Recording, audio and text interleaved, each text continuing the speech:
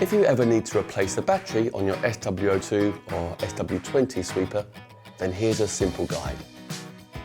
First, turn your sweeper upside down to find the battery cover, which is here.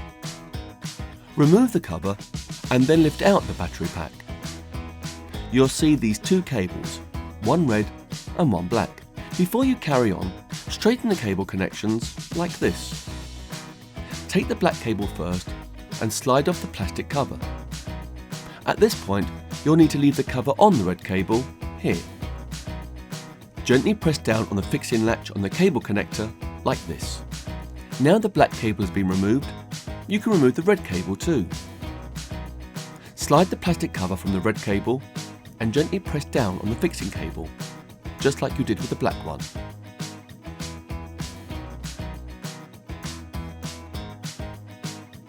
Take your replacement battery and attach the black wire firstly to the negative terminal, like this. Once the black wire is attached, you can do the same with the red, this time attaching to the positive terminal. Then, fold the cable connections back down. Place the battery back into the compartment underneath the sweeper. Then clip the cover back into place and check that it works. And that's that. Extra batteries for all models are available from gtech.co.uk. Check which model sweeper you have before buying extra batteries.